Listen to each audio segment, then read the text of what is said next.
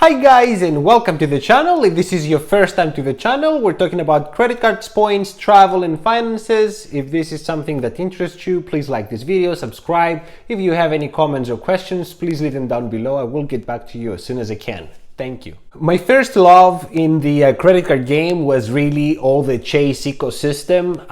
Not only the 524 rule requires you to start from Chase, but it's easily attainable, much easier than American Express. The fact that you can use all the points earned for cash value in one-to-one rate was something that really helped me get out of credit card debt. And I thought it was amazing that I was using credit cards to get out of credit card debt.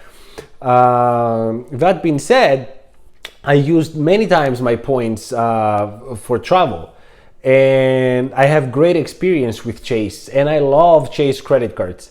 I really do. However, in the midsection, where the gold is king right now and the Chase Sapphire Preferred looks dated, I wanted to really compare them next to each other and see how they really look. Lately, I have been a great American Express lover, both for the platinum and the gold.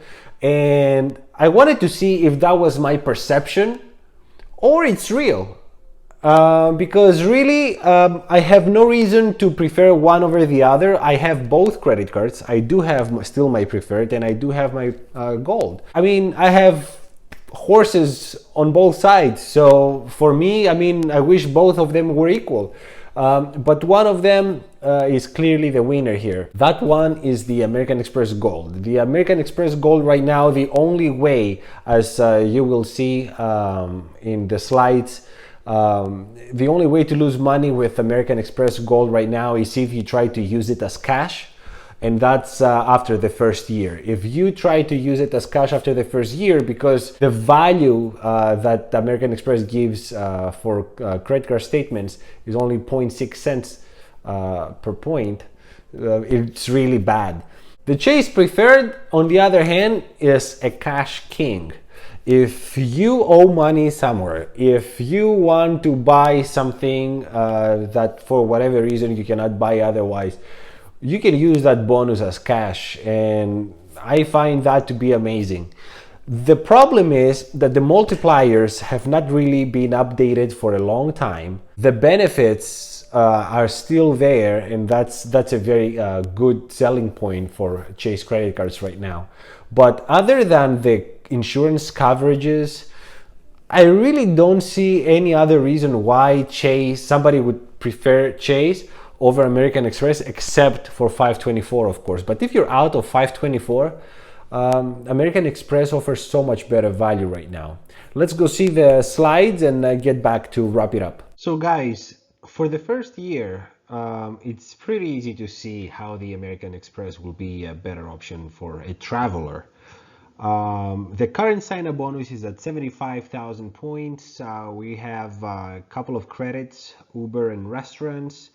And that's about it. I'm not gonna go into further details. There's a hotel credit for luxury hotels. We're not taking those into account. This is the average person scenario. The Chase Sapphire Preferred right now has 60,000 points sign-up bonus and with $50,000 in groceries credit. Now that's for $4,000 in 3 months, while the American Express is $4,000 in 6 months. So already we have a point for American Express there. As you see, the cash value, that's where the American Express lacks, because it has that 0.6 cents redemption rate for cash. That's where it loses value. When it comes to travel, though, you can see that American Express, because it has so many more travel partners, it gets a big lead. The annual fee is much steeper on the American Express Gold, $250 versus only $95 on the Chase side. But for the first year, it's safe to say that both of these credit cards are an excellent choice. They're an excellent choice because, I mean, between the two, you're gonna get almost $2,500 in value.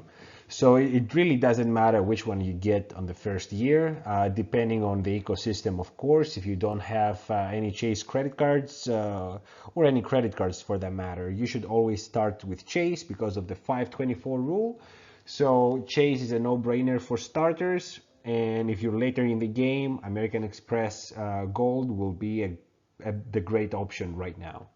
When it comes to every year after that, though, I have an imaginary budget here, 3,000 on groceries and gas and restaurants, equally distributed, so 9,000 budget, and that's only for these credit cards. We assume that we don't have any supportive credit cards, like Chase has the Chase Unlimited and the Freedom, and then on the American Express we have the Blue Cash and many other credit cards that we can use in order to get American Express points. Just to make these things equal, you see here that the points earned with American Express, because it has exactly the 4x on gas and restaurants, gives you a much better value. And on this one, the only case scenario that American Express will lose to Chase Sapphire Preferred is if you try to use this money, these points for cash. If you are planning to make even one trip once a year, I think that the gold is a much better option. The way that American Express has changed the way the gold is right now is just incredible. Because as you can see, especially for the American Express, because I know there's a lot of criticism that all the credits that American Express Gold gives are basically wiped out because it's use or lose. So they count on you not using, and that's true. They count on you not using these credits, and you shouldn't get out your way to use them. But even if you use them a couple of times, you see here that I have with the no credits used, I have that still, like, unless you use it for cash, you always come ahead. And this is with no credits at all. Assuming that you do travel once a year, you're gonna use Uber a couple of times, right? You're gonna eat in a restaurant. So I don't see how this could be 88, honestly. Even in the worst case scenario, with one trip for me would be close to $300. While in the Chase, you know, the Sapphire Preferred really needs something new. It needs to be refreshed. It has been like this. It was a great credit card. This was the first luxury, if you can call it that, credit card that I ever got. And it was great, but it's not great anymore. I mean, looking these next to each other, it's not even close. As you can see, guys, the numbers speak for themselves. American Express Gold is the best option right now. That wasn't the case some time ago, but right now with the Uber credit that is so easy to use, the 75K sign-up bonus after $4,000 in 6 months, Chase not only offers less points sign-up bonus, but also it's 4,000 in 3 months. So American Express, really, with a 6 months period, it gives you the opportunity to get both the gold and the platinum and be able to hit the minimum spend on both. If that's, of course, if you never had the gold and the platinum. But as we see on the second year slide, even if we don't take into consideration the sign-up bonus, the gold still makes sense. And I can only imagine that American Express will keep improving the gold. I mean, I don't know how much better it can be, but when I saw the 60,000 point sign-up bonus, I thought it wouldn't get any better than that. And here we are, 75,000.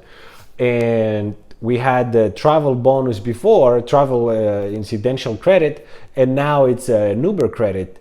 That's amazing, guys. American Express is killing it. The proof is in front of you. If you have any different numbers, please leave them down below. I would love to see how you guys might be using your Chase Sapphire Preferred and what's your evaluation on it. Thank you so much for watching. Until the next one, bye.